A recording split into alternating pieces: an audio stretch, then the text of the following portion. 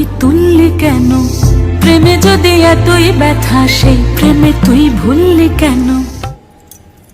কি গো ডাইরেক্টর সাহেব, আমি তো 60 বলে দিয়েছি, কাট তো আর বলতে পারি না, এবার তুমি কাটটা বলো। Got it, excellent shot, excellent. অদ্ভুত। ম্যাডাম আপনার সাথে একজন দেখা করতে এসেছে। নমস্কার। নমস্কার। বসুন।